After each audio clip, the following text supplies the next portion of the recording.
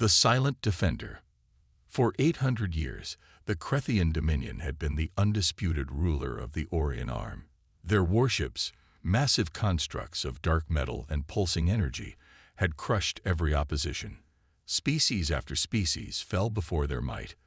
The crystalline Luminar with their light-bending technology, the bioorganic Vorith, whose living ships could heal themselves, and the telepathic Query whose minds could touch across light years.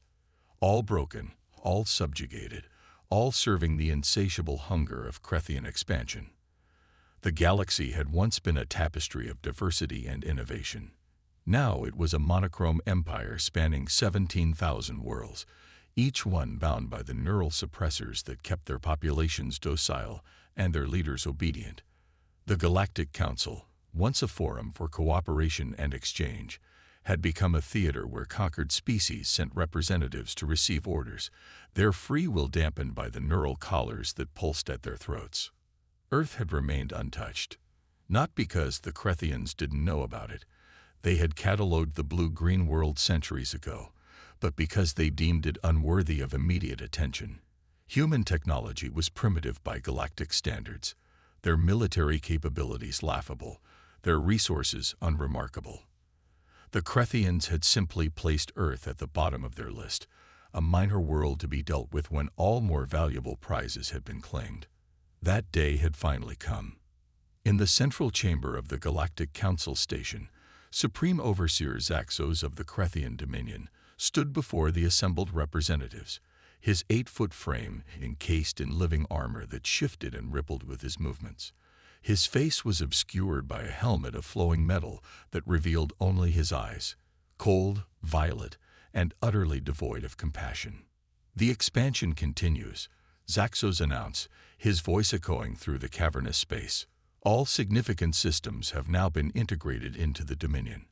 We turn our attention to the final outlier, the Sol system." A murmur passed through the assembled representatives. Earth was known to all of them, if only as a footnote in galactic history, a world of contradictions, technologically backward yet strangely resilient, politically fragmented yet somehow united when threatened, biologically frail yet adaptable in ways that defied understanding. "The standard ultimatum has been delivered," Zaxos continued. "Earth has 72 hours to surrender control of their system and prepare for neural integration. Their response is expected to be prompt and favorable." Kithvera, representative of the fallen Luminar Concord, dared to speak. Her crystalline skin refracted the chamber's light in a dance of colors that belied the dullness in her eyes, a result of the neural collar at her throat. "Supreme Overseer," she said softly, "Earth has no defensive capabilities that could possibly resist even a single Krethian destroyer. Is an ultimatum truly necessary for such a primitive world?" Zaxos turned his helmeted head toward her, and Kithvera's collar pulsed warning. "Standard protocol will be followed," he replied coldly. "Earth will submit or Earth will burn. The choice is theirs." As the assembly was dismissed, Kithvera lingered, watching the Krethian delegation depart. She had visited Earth once, long before her world fell. The humans were indeed primitive in many ways, but there had been something about them that struck her as unusual, a creativity, an adaptability, a stubborn refusal to accept limitations that seemed almost unnatural. It was probably nothing, she told herself. Earth would submit like all the others. Yet a small, collar-dampened part of her wondered. Commander Ilara Hayes stood at the viewport of Earth's orbital defense station, watching the stars. At 45, her face bore the lines of someone who had carried the weight of impossible decisions. Her dark hair was streaked with silver, her gray eyes shadowed with exhaustion, but there was a steel in her spine that had not bent in 20 years of service. "They've arrived," said Admiral Chen, joining her at the viewport. "Krethian diplomatic vessel, just as expected. They're transmitting their ultimatum now." Ilara nodded. "And so it begins." For 2 centuries, Earth had prepared in secret, while presenting the facade of a technologically stagnant civilization to any watching eyes. Humanity had been developing something unprecedented behind the veil of apparent mediocrity. Project Aegis, Humanity's one and only hope. The Security Council has convened. Chen continued. They're waiting for your assessment. Then let's not keep them waiting. Ilara replied, turning from the stars. In the station's command center, the leaders of Earth's unified defense force had gathered. Faces tense but resolved. They rose as Ilara entered. The Crethians have given us 72 hours to surrender, Ilara announced without preamble. They've dispatched a battle group that will arrive in 4 days to enforce compliance, exactly as our intelligence predicted. Is Aegis ready? Asked the Secretary General, her voice steady despite the weight of the question. Ilara met her gaze. As ready as it will ever be. For 200 years, Earth had seemed to develop normally, building conventional spacecraft, establishing colonies on Mars and Europa, mining the asteroid belt. All the while, deep within Cheyenne Mountain and similar facilities around the world, the brightest minds of humanity had been working on something entirely different, something that had required the complete sacrifice of 8 generations of scientists who knew they would never live to see it completed. The simulation projections give us a 62% chance of success, Ilara continued. Those are better odds than anyone thought possible when this project began. And if we fail, asked the representative from the African Union. Then we die free, Ilara replied simply. The vote was unanimous. Earth would not surrender. Earth would fight. 3 days later, a single ship departed Earth orbit. It was small, barely 100 meters long, and unlike anything ever seen in the galaxy. Its hull shimmered between states of matter, sometimes solid, sometimes seemingly incorporeal. There were no visible weapons, no conventional propulsion systems, no external communications array, just a smooth, featureless craft that moved through space as if space itself bent around it. The ship carried a crew of 1. Ilara Hayes sat alone in its control chamber, surrounded by interfaces that responded to thought more than touch. The technology surrounding her was the culmination of 2 centuries of secret development, quantum manipulation fields, consciousness-integrated systems, and at the heart of it all, the Singularity Core. Aegis Actual, this is Control, came Admiral Chen's voice over the comm. Final systems check complete. You are cleared for phase transition. Acknowledged Control, Ilara replied.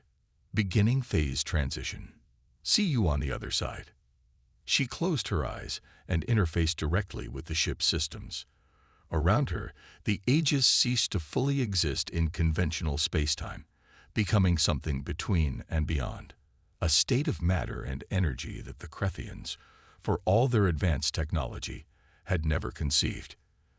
The journey to the approaching Crethian battle group took hours instead of days. When the Aegis arrived, Ilara found exactly what intelligence had predicted: 17 warships, arranged in standard Crethian attack formation. The flagship, the Inevitable Dominance, was a behemoth nearly 2 kilometers long, bristling with weapons that could reduce a planet's surface to molten slag. The Crethians detected her immediately. Unidentified vessel, came the transmission. You have entered restricted space. Power down your systems and prepare to be boarded. Ilara made no response. The ship's sensors indicated weapons lock from multiple Crethian vessels. This is your final warning, the Crethian commander stated. Power down or be destroyed. Still, Ilara remained silent, letting the Aegis drift closer to the battle group. The Crethians, clearly puzzled by the lack of conventional energy signatures from her vessel, hesitated. That hesitation ended when the first destroyer opened fire. A beam of concentrated plasma energy lanced toward the Aegis and disappeared into it as if it had never existed. The energy was absorbed completely, channeled into the Singularity Core at the heart of the ship. Now Ilara acted. With a thought, she redirected the absorbed energy, amplified it through the core, and released it as a precisely modulated quantum pulse. The pulse expanded outward, invisible to conventional sensors, but devastating in its effect. The destroyer that had fired came apart, not in an explosion, not with fire and debris, but in a gentle disassembly as every atomic bond in the ship simultaneously relaxed. Where a mighty warship had been, there was now only a dissipating cloud of component particles. Silence fell across all communication channels as the Crethian battle group witnessed something impossible. Then, as one, they opened fire. Energy weapons of every conceivable type struck the Aegis. Plasma beams, particle accelerators, graviton lances. Each attack was absorbed, each joule of energy channeled into the core. Physical projectiles fared no better, their trajectories bending around the ship as localized space-time distortions redirected them harmlessly away. When the barrage ceased, the Aegis remained untouched. Ilara took a deep breath and released a second pulse, wider than the first. 3 more Crethian ships came apart at the molecular level. The remaining vessels attempted to retreat, engines flaring as they tried to escape. But the Aegis moved with impossible speed, phasing in and out of conventional space, appearing beside each ship long enough to absorb its defensive fire and return a pulse that reduced it to its component atoms. In 17 minutes, the entire Crethian battle group had been neutralized, not destroyed. There was no destruction, no violence, no death as the galaxy understood it. The Crethian crews had simply been unmade, their consciousness patterns dispersed into the quantum foam of the universe. Ilara sat back in her control seat, momentarily exhausted by the neural load of directing such precise quantum manipulation. But there was no time to rest. According to the plan laid out 2 centuries ago, she had to reach the Galactic Council station before the Crethians could mount a proper response.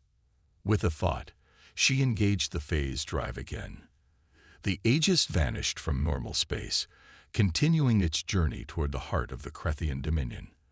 A single Earth ship carrying humanity's answer to 800 years of tyranny. Around her neck, Ilara wore a simple pendant, a tiny blue-green sphere representing Earth. It had been passed down through her family for 7 generations, each bearer knowing they were working toward this moment, but never living to see it. She touched it briefly, thinking of all those who had sacrificed to make this possible. Phase 1 complete, she whispered, both to herself and to the ghosts of those who had come before. Beginning Phase 2. The Reckoning. The Galactic Council station hung in space like a massive obsidian flower, its petals unfurled to catch the light of a nearby star. For centuries, it had been the seat of Crethian power, the place where the fate of entire civilizations was decided with cold calculation. Now, it was in chaos. News of the destruction, no, the unmaking, of an entire battle group had spread across subspace channels with unprecedented speed. 17 ships, including the flagship Inevitable Dominance, gone without a trace. And the culprit? A single vessel from Earth, a world that had been deemed too primitive to warrant serious attention. Supreme Overseer Zaxxas stood in the central command chamber, his living armor rippling with agitation as reports flooded in from across Crethian space. Around him, his commanders maintained a respectful distance, none wishing to bear the brunt of his legendary wrath. Impossible, Zaxxas muttered, reviewing the sensor logs for the 20th time. No technology in the galaxy can simply unmake matter at this scale. He turned to his chief scientist. Explain this. The scientist, a Crethian whose armor was edged with the blue of the scientific caste, struggled visibly. The energy readings defy our understanding. Supreme Overseer, it appears the human vessel somehow created a field that temporarily altered the fundamental forces binding matter together. Not destruction in the conventional sense, but a complete relaxation of atomic bonds. And the ship itself? How did it absorb our weapons' fire? Unknown, Supreme Overseer. The vessel seems to exist partially outside normal spacetime, making conventional energy weapons ineffective. Zaxxas slammed his armored fist into a nearby console, shattering it. 800 years of Crethian dominance will not be threatened by a single ship from a backward world. Deploy the home fleet. I want that human vessel intercepted and destroyed before it reaches this station. As his commanders rushed to comply, Zaxos paused, a cold calculation forming. "And prepare the neural destabilizers," he added quietly. "If this ship somehow reaches us, I want every representative in the council chamber. They will witness what happens to those who defy the Dominion." Throughout the station, word had spread despite the Krethians' efforts to control information. The subjugated representatives, those who wore the neural collars of compliance, whispered among themselves when their masters weren't watching. Could it be true? Had Earth, of all worlds, found a way to resist the Krethians? Kithvera of the Luminar moved through the corridors with purpose, her crystalline form catching the light. Her neural collar pulsed intermittently, trying to suppress the hope that had kindled in her mind. She had to find others who might have heard, who might believe. In a quiet alcove used for private meditation, she found Trellinor of the Vorith and Desora of the Quarry waiting. Both wore the neural collars, both had the dulled eyes of the long subjugated, but today there was something else there, a spark that the collars couldn't quite extinguish. "You've heard?" Kithvera asked without preamble. Trellinor's skin rippled, the Vorith equivalent of a nod. A single Earth ship, the entire battle group, gone. Not just gone, Sora added, her telepathic voice barely a whisper in their minds. Unmade. As if they never were. "The Krethians are deploying their home fleet," Kithvera said, wincing as her collar pulsed warning at her excitement. "They fear this ship. What can we do?" Trellinor asked, his voice heavy with the weight of centuries of hopelessness. Kithvera's crystalline hand went to her collar. "We prepare. If this Earth ship reaches the station, if there's even a chance, we must be ready to act." "Our collars," Sora began. "If the humans truly have technology that can unmake matter at its most fundamental level," Kithvera reasoned, "perhaps they can unmake these as well." It was a desperate hope, but after 800 years of Krethian dominion, hope of any kind felt like a revolution. The Krethian home fleet was the mightiest assemblage of military power the galaxy had ever known. 200 capital ships, each capable of sterilizing a planet. 500 destroyers, 1,000 support vessels. A wall of firepower that nothing had ever penetrated. Admiral Krex stood on the bridge of the Eternal Dominion. The mightiest warship ever constructed. 3 times the size of the lost inevitable dominance, its weapon systems were capable of splitting apart small moons. "Deploy in concentric defensive rings," he ordered. "I want overlapping fields of fire. Nothing reaches the council station." His tactical officer acknowledged the command, and the fleet began to arrange itself in a sphere around the station. Sensors extended to their maximum range, weapons primed and ready. "Admiral," the sensor officer called, "we're detecting a quantum disturbance at the edge of our perimeter." Krex tensed. "Classification: unknown, sir. It doesn't match any known signature in our database." "It's the Earth ship," Krex said with certainty. "All vessels, battle stations, prepare to fire on my command." On the tactical display, a point of light appeared, shimmering oddly as if it wasn't quite solid. The Earth vessel had arrived. Aboard the Aegis, Ilara Hayes studied the deployment of the Krethian home fleet with a mixture of awe and determination. 200 years of preparation had led to this moment. The simulations had predicted this response, but seeing the actual scale of the force arrayed against her single ship was sobering. "Control, this is Aegis Actual," she transmitted back to Earth. "Phase 2 beginning. Home fleet deployed as predicted. Proceeding with approach." The response would take hours to reach her, but Ilara sent it anyway. If she failed here, Earth would need to know what they were facing. She interfaced deeper with the ship's systems, allowing her consciousness to merge more completely with the Singularity core. Around the Aegis, space-time bent and flexed as the ship phased partially out of conventional reality. The first salvo from the Krethian fleet came moments later, thousands of energy beams converging on her position.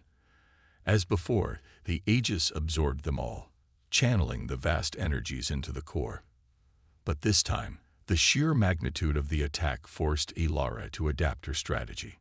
Instead of returning a pulse that would unmake the attacking ships, she converted the absorbed energy into a propulsive force, accelerating the Aegis to impossible speeds while maintaining its partial phase state. The ship darted through the first defensive ring before the Crethians could adjust their aim. The second and third rings opened fire simultaneously. Again, the Aegis absorbed the energy, but Ilara could feel the strain on the systems and on her own mind, linked as she was to the ship. There was a limit to how much energy the core could process at once. New approach, she muttered to herself, adjusting the ship's phase state. The Aegis shifted, becoming even less substantial in normal space. Energy weapons now passed through it completely, finding no matter to interact with. Physical projectiles did the same, or were bent around its distorted space-time field. But this extreme phase state came at a cost. The ship's speed was reduced, making it vulnerable to predictive targeting. The Crethians adapted quickly, their weapons firing not at where the Aegis was, but where it would be.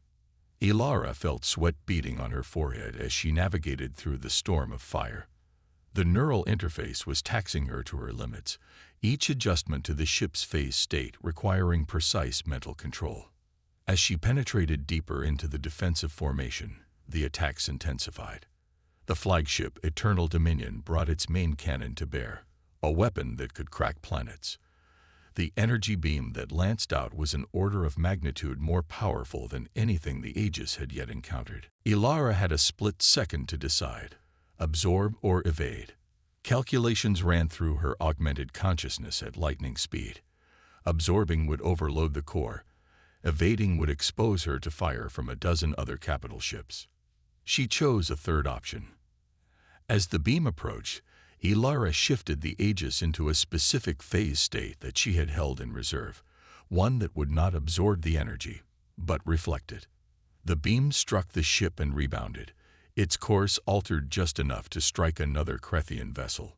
The targeted destroyer came apart instantly, its matter converted to energy in a cataclysmic explosion that created a momentary gap in the Crethian formation.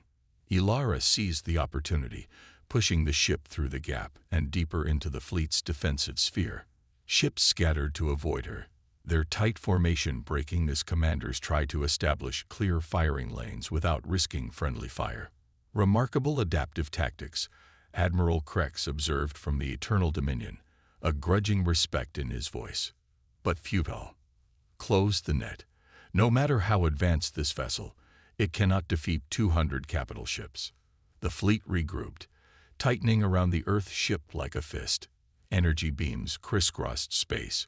Projectiles filled every possible escape vector. The Aegis darted and phased, absorbing what it could, reflecting what it couldn't, but slowly being herded into a position where it would have nowhere left to maneuver. Ilara felt the trap closing. The neural load was becoming unbearable. Her consciousness stretched to its limits as she tried to maintain the complex phase states needed for survival. Something had to change. She reached deeper into the ship's systems, accessing protocols that had been theorized but never tested. If the simulations were correct, there was one more option, but it would require her to surrender her individual consciousness completely, to become one with the Singularity Core in a way no human had ever attempted. For Earth, she whispered and made her choice. Aboard the Aegis, Ilara Hayes ceased to exist as a separate entity. Her consciousness expanded, merging with the quantum fields generated by the core. The boundary between woman and machine, between matter and energy, between reality and possibility, dissolved. To the watching Crethian fleet, the Earth ship seemed to flicker, its form becoming even more insubstantial. Then it multiplied. Where one ship had been, there were now dozens, then hundreds, each a perfect quantum echo of the original. Each capable of absorbing energy, each moving independently yet with perfect coordination. Impossible. Admiral Krex gasped as his tactical display showed the multiplication. Target the original. We cannot distinguish it, Admiral. His tactical officer replied, voice trembling. They all register with identical quantum signatures. The phantom fleet of Aegis vessels surged forward, penetrating the Crethian formation at multiple points. Each ship absorbed energy from Crethian weapons. Each channeled that energy into the shared singularity core that connected them all, and each could release that energy as the unmaking pulse. What followed was not a battle but a systematic disassembly. Crethian ships came apart one after another, their matter gently separating into component particles. No explosions, no destruction, simply unmaking. Admiral Krex watched in horror as his mighty fleet dissolved around him. All vessels, retreat, he ordered, but it was too late. The phantom ships were everywhere, untouchable, unstoppable. The Eternal Dominion was the last to fall. As his flagship came apart around him, Krex stood tall, meeting his end with the dignity expected of a Crethian admiral. His final thought was not of defeat, but of wonder at what humanity had created. In less than an hour, the entire home fleet was gone. 200 capital ships, 500 destroyers, 1,000 support vessels, all unmade. And at the center of where the fleet had been, a single Earth ship continued its approach to the Galactic Council station. Supreme Overseer Zaxxas stood in the council chamber, surrounded by the collared representatives of 100 subjugated species. They had been brought here to witness a demonstration of Crethian power. Instead, they were witnessing its collapse. "The fleet is gone," his aide reported, voice hollow with disbelief. "All of it. The Earth ship approaches uncontested." Zaxxas' living armor rippled with rage. "Activate the neural destabilizers," he commanded. "If we fall, these slaves fall with us." Throughout the chamber, the neural collars began to pulse more rapidly, sending increasing levels of pain through the representatives. Many fell to their knees, crying out in agony. Kithvera, fighting through the pain, managed to catch Dezora's eye. The Quarry telepath, despite her suffering, nodded almost imperceptibly. Throughout the chamber, representatives began to move, positioning themselves according to the desperate plan they had formed. The main doors to the chamber slid open.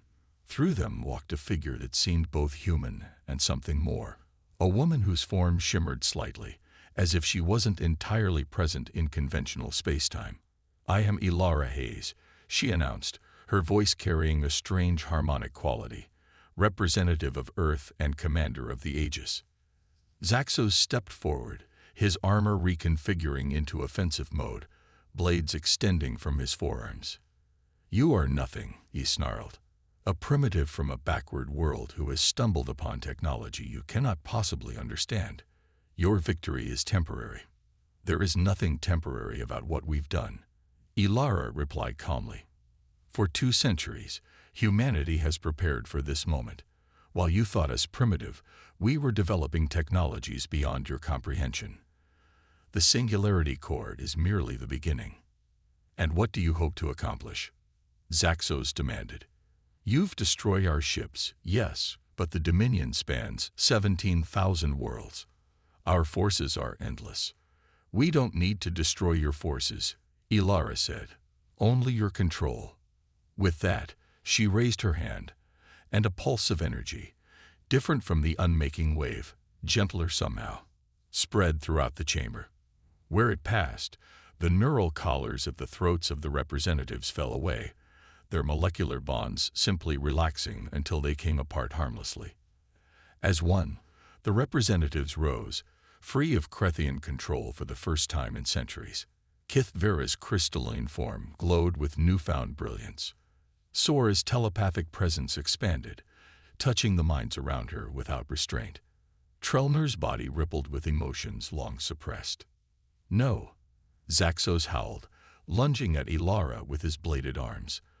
The Supreme Overseer passed through her as if she were a ghost, his attack finding no substance. Ilara turned, her form shimmering more intensely. "The Crethian Dominion ends today," she stated, "not through destruction, but through transformation. The technology of the Singularity Core allows us to reshape reality at its most fundamental level. We could unmake you, as we unmade your fleets, but that is not our purpose." "What is your purpose, then?" Zaxos demanded, backing away. To free the galaxy, Ilara answered simply. To allow all species to develop without the yoke of Crethian control. To create a true galactic council based on cooperation rather than subjugation. From around the chamber came sounds of agreement, representatives of 100 species finding their voices after centuries of forced silence. And if we refuse? Zaxos asked, though the defeat in his voice was already evident. Then you will join us or you will leave, Ilara said. But your days of dominion are over. She turned to address the chamber at large. The technology of the Aegis will be shared with all worlds, not as a weapon, but as a tool for advancement. Earth does not seek to replace the Crethians as rulers of the galaxy. We seek to ensure there are no rulers at all. A cheer rose from the assembled representatives, a sound of hope long deferred finally finding expression. Kithvera approached Ilara, her crystalline hand extended. On behalf of the Luminar, I thank you, she said, her voice breaking with emotion. We had forgotten what freedom felt like. One by one, the representatives came forward. Vorith and Query, Tellerite and Cindy, Danebian and Arcturian. Species that had been enemies before the Crethian conquest, species that had been allies, all united now in gratitude and wonder.